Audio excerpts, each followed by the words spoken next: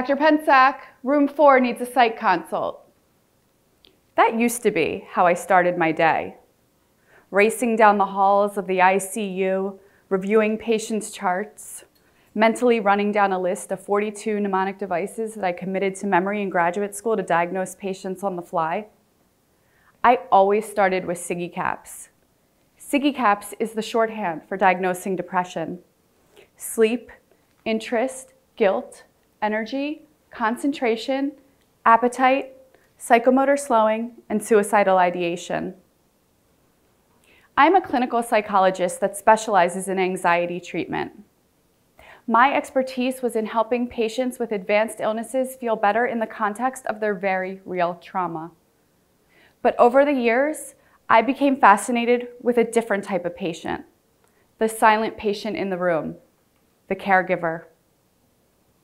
With many of these illnesses taking months and years to manage, often caregivers would experience their own anxiety and depression as a result. My fascination led me to develop an evidence-based anxiety treatment program to help caregivers cope, manage stress, and make their own mental health a priority. More recently, I've applied all of this knowledge to working with an even different type of caregiver, scores of women battling postpartum depression and anxiety. It was safe to say that I knew anxiety treatment better than the back of my hand. But even that wasn't enough to prepare me for a life-changing event that happened to me and turned me into the ultimate caregiver. I became a mother.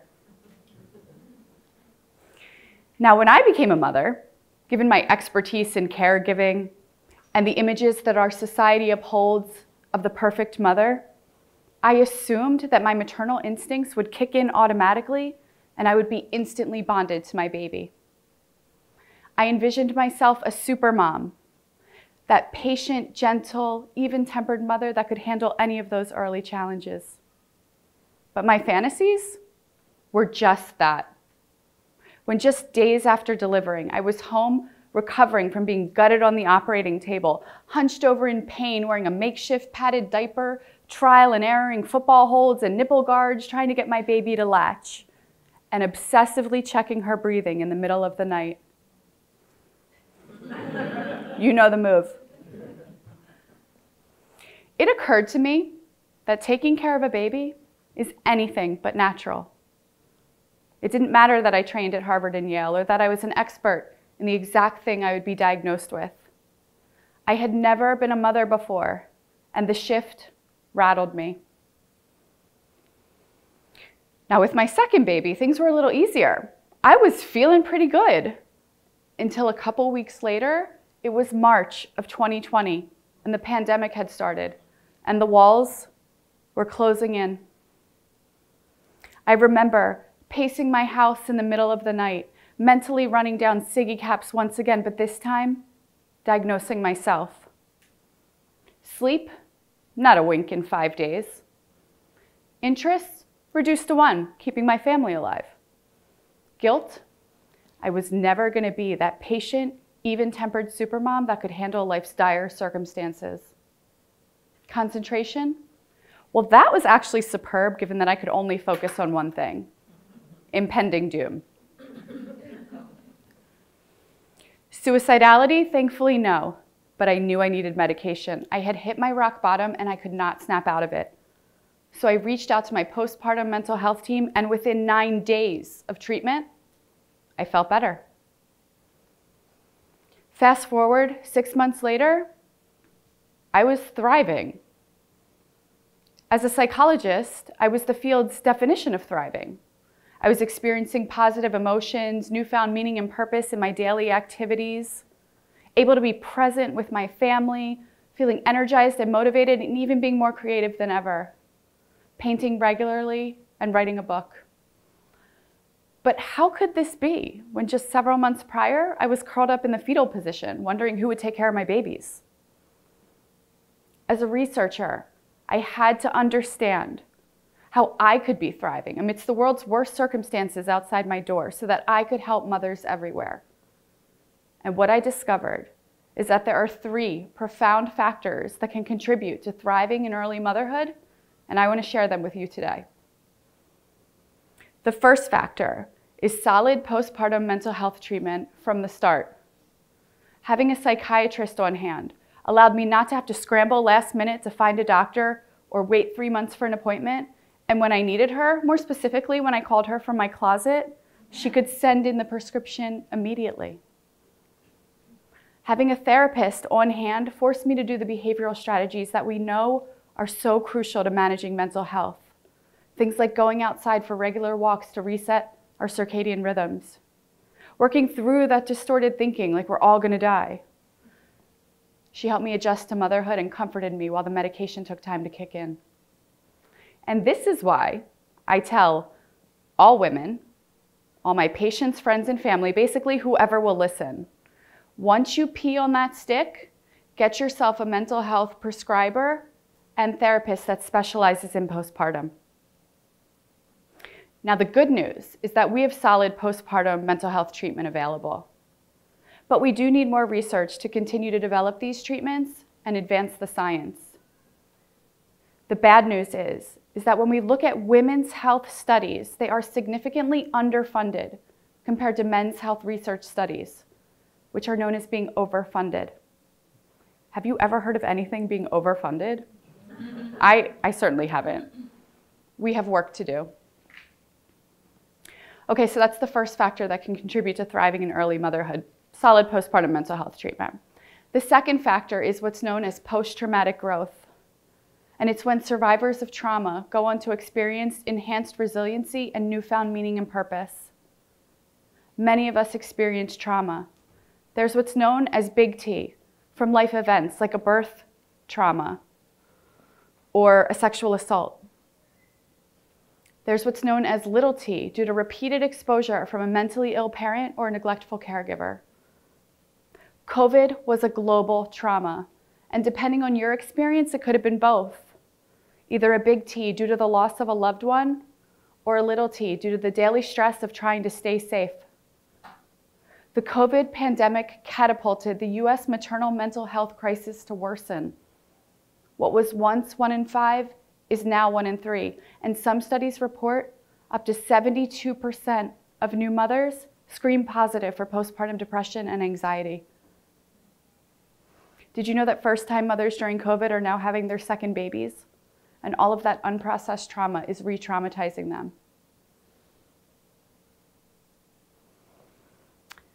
Mothers need help yesterday.